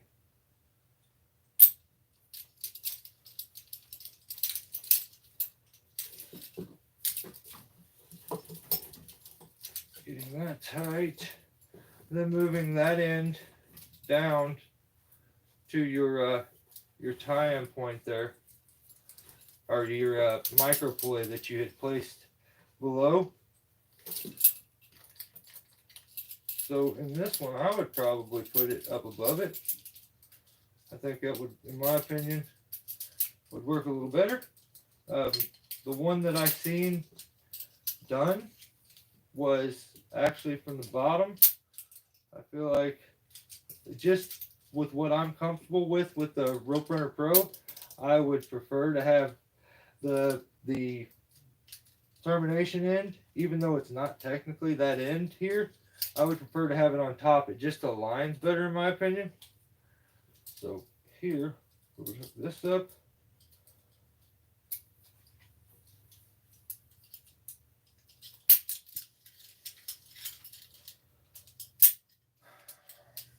This is a bunch of setting up that I just don't, a lot of unnecessary in my opinion, but hey, whatever. Somebody spent a lot of time coming up with the idea, so I'm going to try to respect it as much as I can. So you're set up like that. Try to get that one tight. Introduce like that. So now when you go to head down, is you're climbing off of this, but you're able to release your climb line through it, and it's supposed to pass. I should get that off. So it passes through that micro pulley there. I want to pull this over. So when you finally get to where you're going, you probably don't have to have this micro pulley. You could disconnect it and just use a carabiner. But when you get to where you're going, I don't have anything over. I pretend like I'm lanyarded into something. Then when I get here, I lanyard in, disconnect this. Now this is technically supposed to retrieve this. We're going to see. Now, pull that. See, that was my concern with it, is that is too tight right there. Oh, no, it's not. So okay. Yeah, it does pop through. You just needs to be like right above your rope. Okay, yeah. And then as you tighten up here and get your system back tightened, your quickie link comes back to you. So that's a weird one. You're putting the system into like a bite. If there was a crotch there, it probably would be a lot easier, but trying to lock into a stem like that is a little tricky. So I can show you one more time now that I actually kind of know what I'm doing. So lanyard in, introduce a bunch of slack into it after you lock your hips off so you don't slip at any point, because you're not going to have this really giving you security. Damn, I busted my knuckle there. Take the loop, pull it around.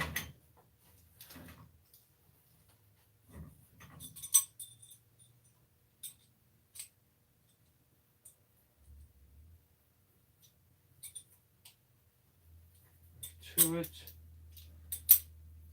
We're like that. Problem is, my question is, could I hook up like this? Let's do this. I hook up like that, alright? Now, so that I don't have to fight all that mess, why can't I hook another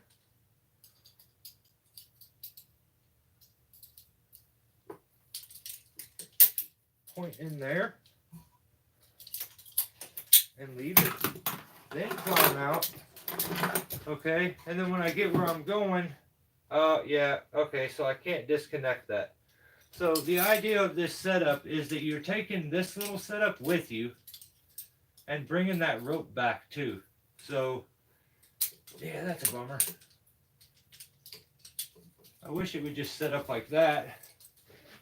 But yeah, it's not possible. Let's do it the way it's supposed to be done.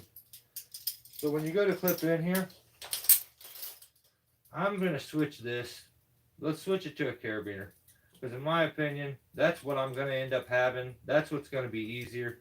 And it'll be easier to set up too, I think. So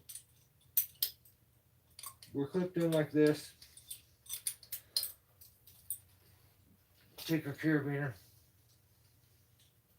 Flip to this side, and at this point I'm still lanyarded in, Don't call the PPP, please. Alright, so right there, you would go there and introduce the loop of rope.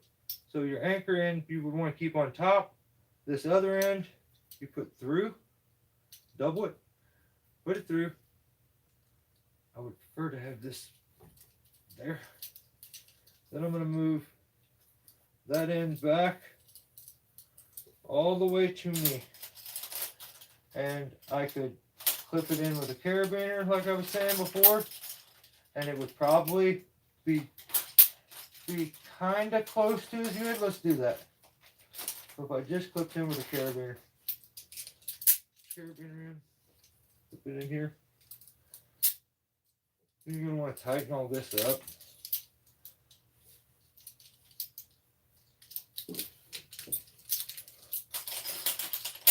So you can see what I'm left with here. So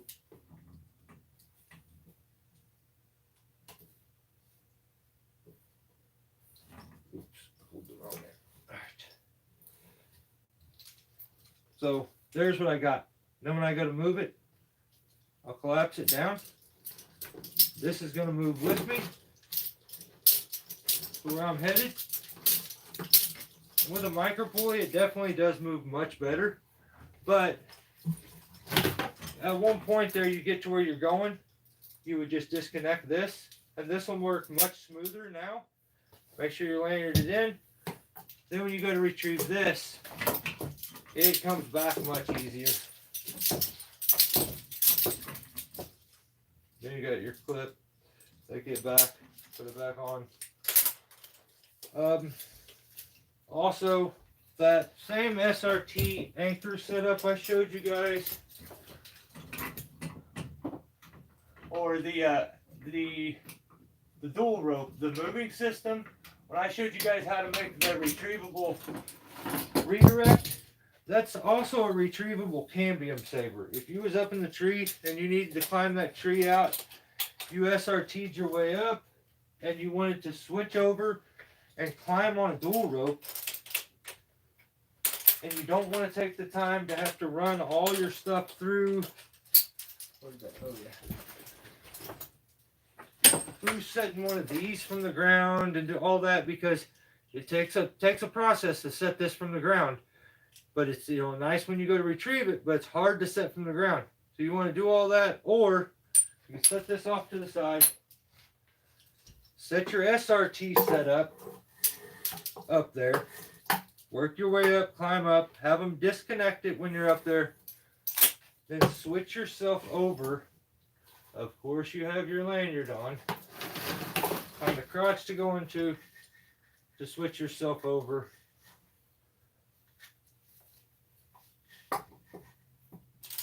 To a retrievable, midline attachable friction saver.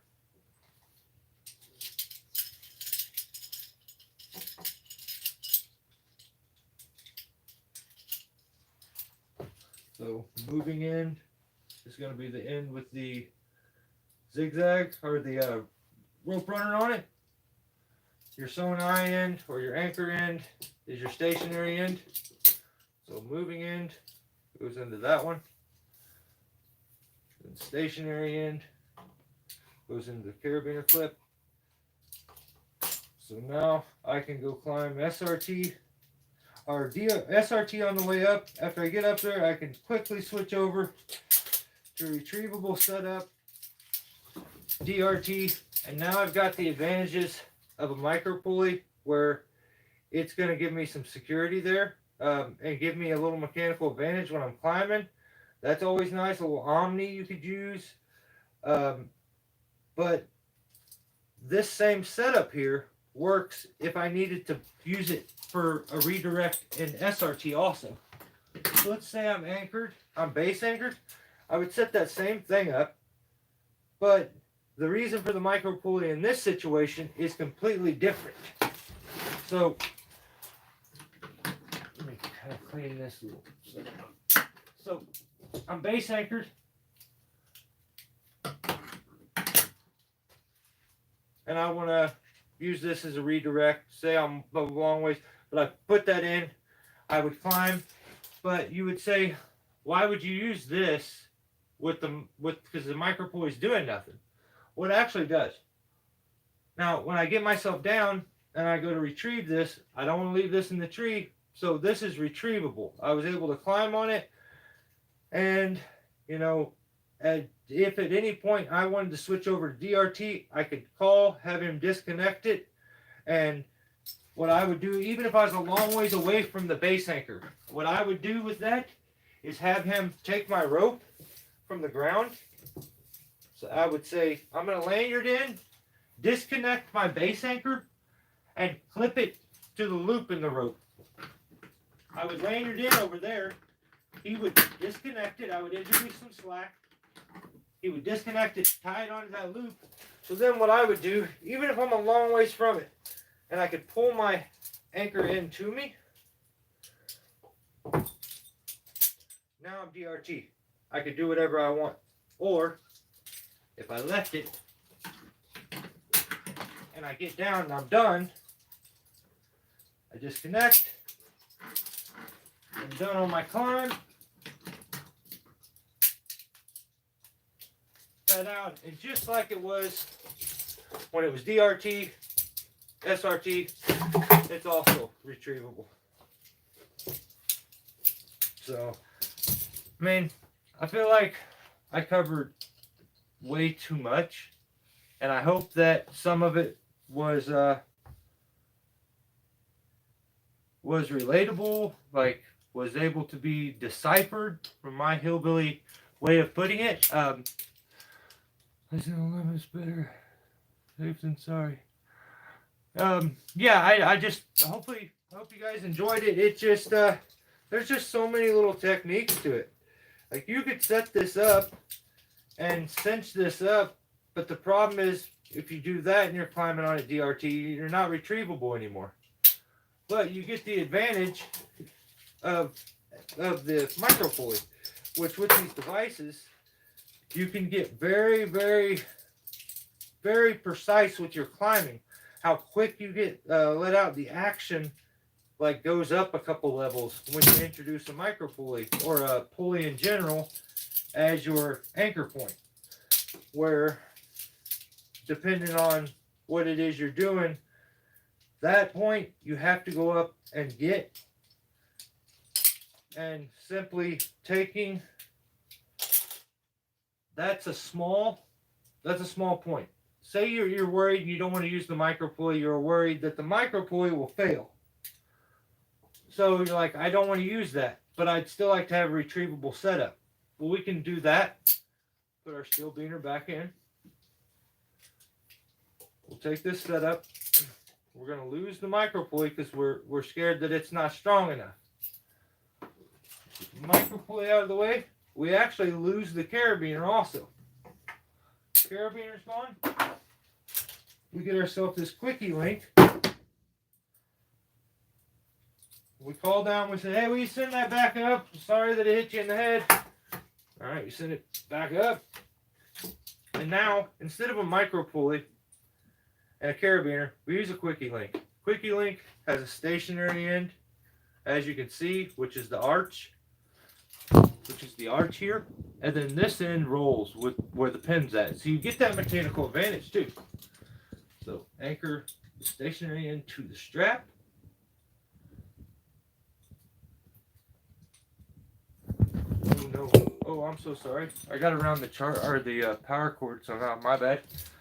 So hook to through there. Then there.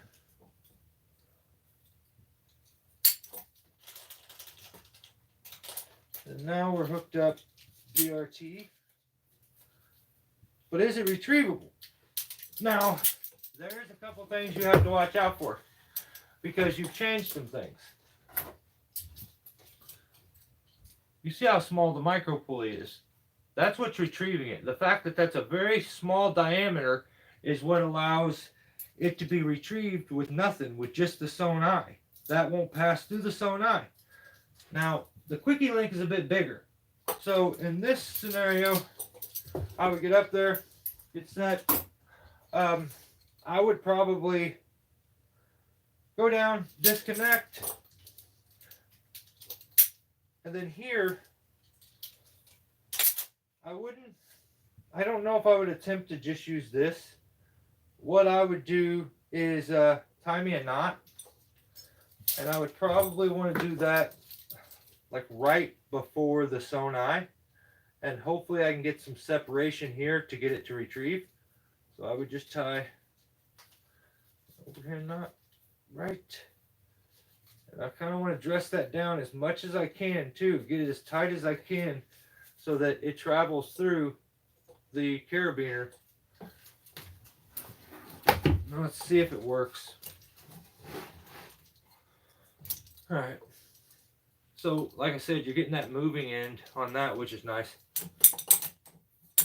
So there's where your problem's going to be with this, is that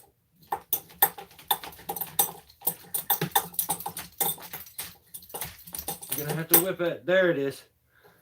Now, you see the sewn eye? It's got this part of the rope. Well, that catches on this right here a little bit. And that's where I was telling you I need to get some separation in these to get this. Like, I need that much separation in case that gets caught. So I got it, but when you get to the knot and it's getting close, usually as it's coming up, I will kind of pull it really quick. And then I'm just whipping that thing to get that separation. Now, it should come up, and less likely to have a damaged tool too. Retrieving a quickie link, much stronger, and probably safer. So, and you could use a retrieval ball, but I don't know if a retrieval ball technically will catch this. I do have like a smaller carabiner here. It may work. Let's see. I have a smaller carabiner here. Now I'm curious. Maybe I'll start using it. Moving end. Stationary end.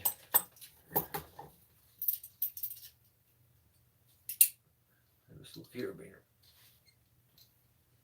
So, put it in. Let's see if it catches.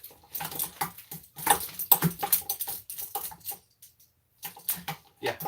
So, will it come through though? Nope, it's just big enough to be stopped in there. The sewn eye is almost big enough to catch, but the addition of that just is perfect. So I'll probably use this if I ever use this situation. Now I know if I use the quickie link I need to retrieve, that little carabiner is more than enough. And it passes through the normal carabiner with ease, where you may be able to get one of these ovals to pass through. You may be able to get one of these ovals to pass through, but not every time. Like, let's see. This is the last thing I'm doing. Let's see if we can get a full-size carabiner, because as you guys know, I recently had a fail in a video that my climbing lanyard back here got caught in the rigging, and I disconnected it and pulled it and it went through. So I know that they can. Let's see how likely it is. The normal O-beaner.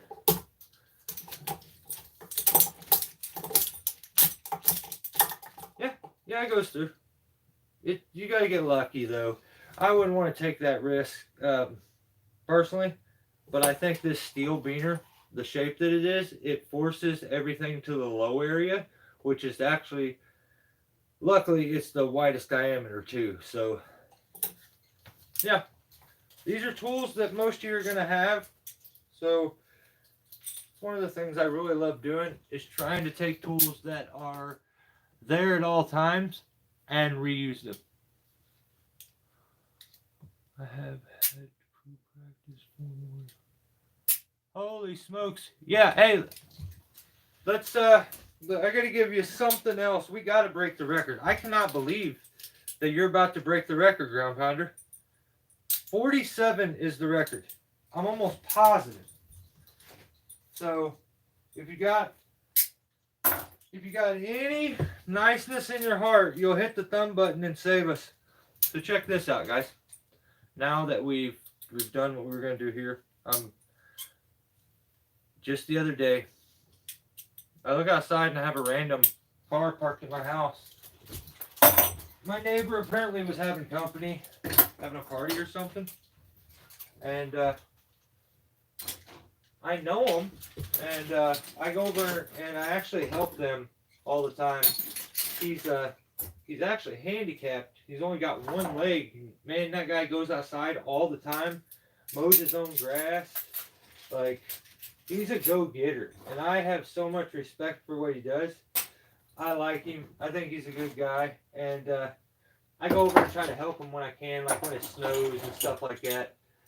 But they're having company, and all of a sudden, I look out, and there's a car there, and well, I try not to let my dog out, because I know what he'll do. He's just going to bark the whole time. So I waited as long as I could, and finally I had to let him out. Dude was flipping out inside. So I let him out. He goes out and starts barking. Apparently some big old, like, gangster feller. He said he was part of some South Side whatever gang. I wasn't paying that close of attention. I should have listened.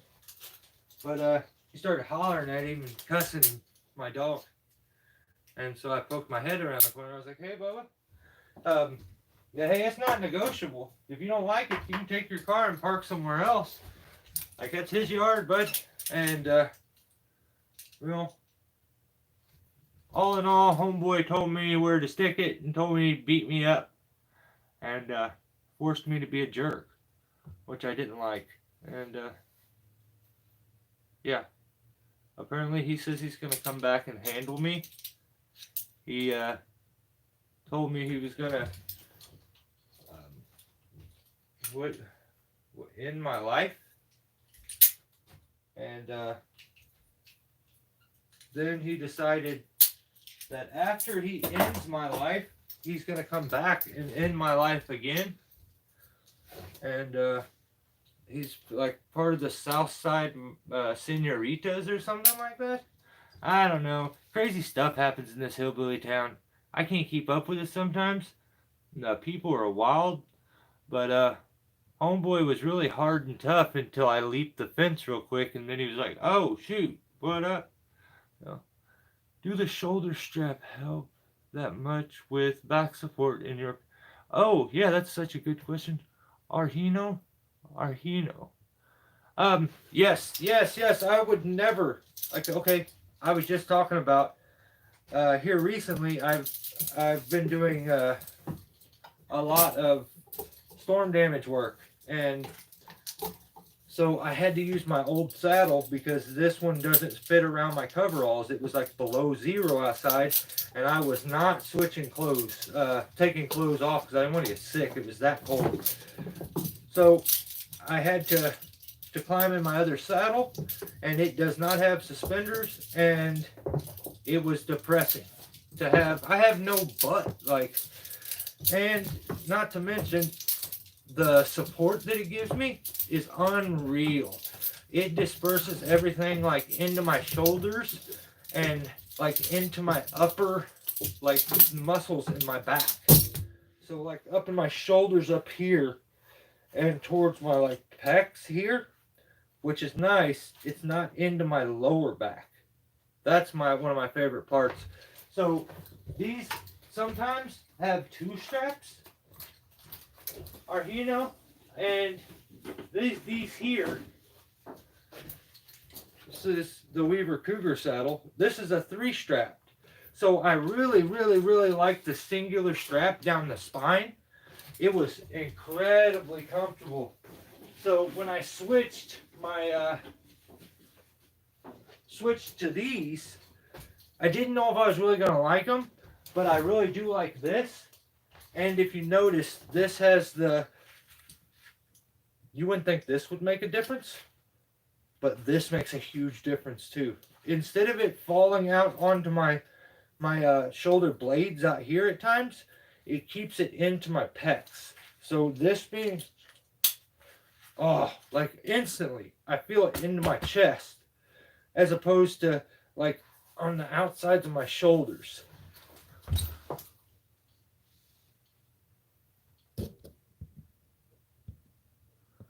I have used it with myself. We always just use this safe line true at B spot. I think nothing is more. Yeah, I would agree. It's all communities here. Hey, you guys broke the record. What brand? Oh, I'm sorry, Arhino. Yeah, that was the Weaver Cougar.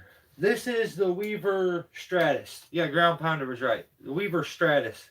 This is Weaver's newest saddle, I believe. I think they also make like the Denali and stuff, but this has like it's just this really strong but like flexible composite pads with big cushions on them that they're just so nice. That's pretty good back strap, like back pad on it, and every one of these is like an accessory loop. There's tons of accessory loops all the way around it. You have your other accessory loops that are right below it. Dang, that's what I was feeling back here. That's weird.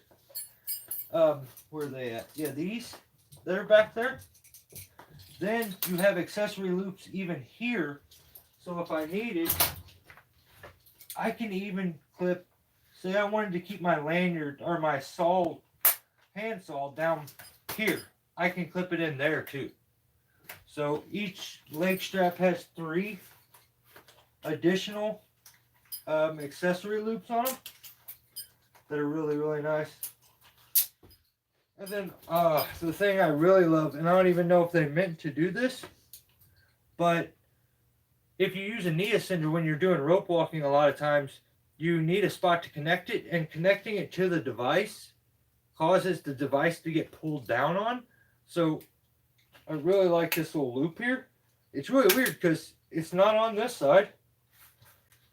Yeah, I don't know why there's only one, but there's this loop here that I really like because it gives me absolutely perfect positioning for my knee ascender to get a full stride at all times. I can take that, take the bungee, run it up, and clip it on. And then I get a full step out of every single step. And it's stationary. I don't got to worry about this like pulling here and getting twisted. It's, once again, it's put it into my chest. And all that stress is in my chest. You want a full step. Like if you set your bungee thing with your knee ascender, you want it to be taut when your leg's straight. And then when you lift your leg, you want it to lift all the way and give you a full step. So if you notice, it starts down here, which, hang on, let's measure it to the other leg here, and it ends up here. So I get about, that's a really good step. I'd say a good foot or so.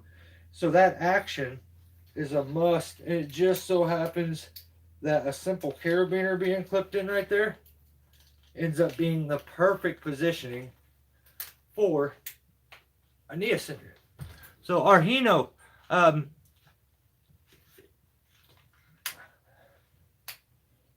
all my shoulder straps, these and that pair, I bought them at Lowe's. I bought them like a hardware store. Just go to a hardware store. Go to the spots where they have tool belts. And where the tool belts are at, go find some suspenders. Most climbing saddles have these little accessory loops on them for suspenders. So what I would do is check your saddle first and make sure that you have the points to connect a 4 or to connect a 3. So I don't know if this one has one Yeah, there's one there. So there is a center one. I could run the 3-strapped, but I like these 4s. They're a little more padded, much more padded up here. And these have swivels, which I really like too.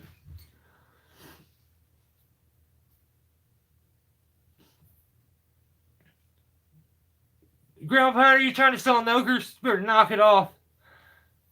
Get anybody? No problem, Arhino. Yeah, I think like 15 bucks. Like 15 bucks is what I spend for my suspenders for my climbing saddles. 15 bucks is what I spent on those. I think they're like 100 or more. You buy monkey beaver ones, they're a couple hundred. I think it just all it's doing is like adding a little help. So I mean, especially for your first pair, if you're on a budget, man, get her done.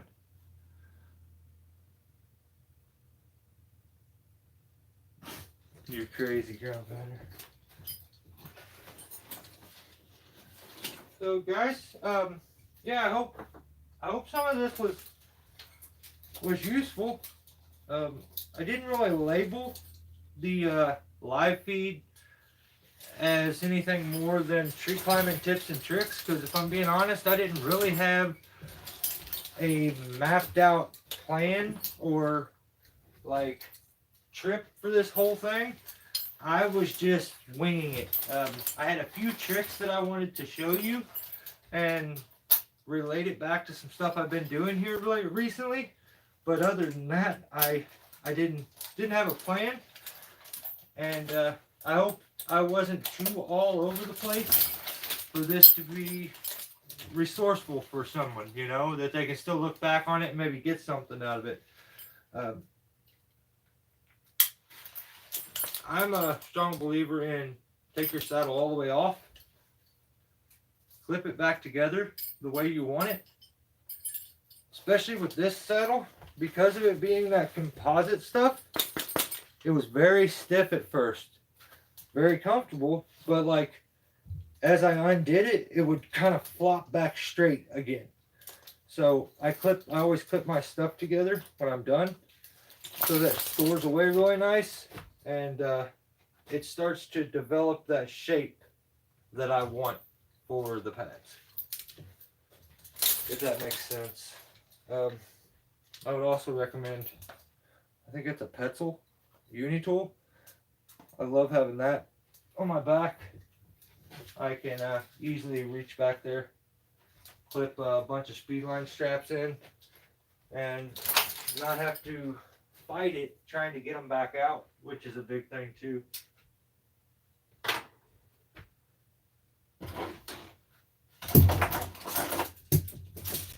Alright, let me tell you what. I'll answer a few questions, but I think I'm done for the most part. I will answer any questions that anybody has. Dang it. Where did that go?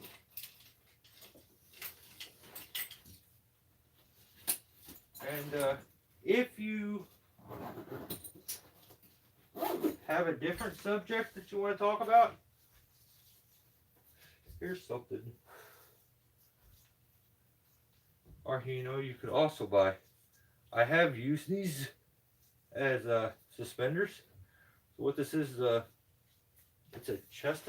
What is it? It's a chest. Chest.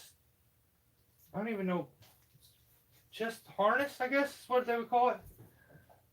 So all it is something you put on like this. Oh, I put it on backwards. Like I said, I don't wear it much because since I had my accident, my ribs still stick out of my chest, and it makes this thing almost unbearable to wear. So the way it works, it goes around, clips in, and you can hook your carabiners in here and hook it in to tin your slack on the way up, so it will pull your device up as you travel the rope. It's really, really, really nice for that. You can actually clip these in to the saddle also. I don't really like it because it presses onto my my ribs here on the outside when I do that. And also, you see where this big metal ring is? Well, that's where my ribs are still sticking out of my chest. They get really sore when it's cold outside. So, yeah, you can really see them if I come up here. Look at that. That's god awful. I'll be like that for the rest of my life. Yeah, I used to have a sternum. I used to. Until I decided to take a swan dive about 40 foot onto a pile of wood just to try to see if I could learn how to walk again. Idiot. So, yeah, take that for whatever it's worth. Like, I may not be the guy to be learning anything from. So, I'm not trying to teach. I'm just sharing, and maybe something relatable to a guy out there that does something similar, and it helps him save a little time one day, or he got a better understanding of how it works. That's mainly the reason and purpose for it. And also, I think some people that maybe don't do anything with climbing or tree work, I've watched videos on concreting and learned stuff that I've used in everyday life. So just because you don't actually use chainsaws all the time or do tree work doesn't mean this stuff doesn't and can't help you in a different scenario. So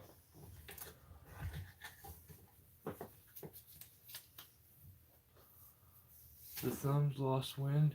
Dude, 53. 53. So, ground pounder, take a bow. Anybody who left a thumb, thank you. That is more thumbs up than we've ever gotten on a live feed. I think we did 12,000. Maybe it was 13,000. 12 or 13,000 during one of our live feeds. And we did only get 47 thumbs up. But, yeah. That's only because we're dealing with very strong-minded alpha guys, I feel like, for the most part, that watch this kind of stuff. If they learn something at times, they're too insecure inside to admit that another man showed them something that they didn't already know. Except for the select few of you guys that I know that are here, and we're all just kind of buddies. Congrats on... Yeah, thank you, Jeffrey. Yeah, that's all ground pounder, man. All I did was ramble for a while. Ground pounder laid down the law, and he did that thing that I thought doesn't work, where you ask for people to do stuff. Like, I didn't think asking people to subscribe would get you subscribers. I didn't think reminding people to hit the thumbs button would make them hit the thumbs button. But I think maybe it's to the point where people are like, this guy didn't ask me to like his video or give it a thumbs up or leave a comment and share, so he must not need me to. I don't know. I don't really get it. It's not like it charges you if you like something. It's not like it charges you to subscribe to a channel or leave a comment. If you want to give me money, go join my memberships. I appreciate that. But, yeah, I appreciate you guys. Thanks for letting me ramble for a while. I'm sure this did probably pretty good numbers. So, ground pounder, thanks for holding down the law. Homie's been working overtime. I'm going to have to put another moderator in, brother, so you know it's not so dependent on you. Even though I know you're always good for it, I just hate to put that kind of stress on you, to do the whole thing yourself. So maybe you let me know. We need to elect another moderator. You think William can handle it? So yeah, we have to get another mod in here, at least until Billy gets back. And yeah, everybody say a prayer for Billy. Let's hope Billy's doing good. You guys, I've said it a billion times, the best group of people on YouTube. Like, I think we have that secret group in the tree industry, and it's here. And everyone comes over and checks us out. They may not admit it, they may not stop in and leave a comment, but they come and they watch. They've seen it, and yeah, I even thank them. I'll catch you guys next time. Enjoy the rest of your week. Stay safe. If I can help you with anything, leave a comment. Let me know. Yeah, you can hit that thumb button. Maybe before it's all said and done, we get above 54. And if you want to support the channel, the best way to do it is to join the memberships. There's content over there, new stuff coming all the time. And you get early access to some of the videos. Well, all of the videos that show up on the channel as well. Guys, thank you. Have a safe week. And I'll catch you on Saturday, where we'll lay the law down. See you.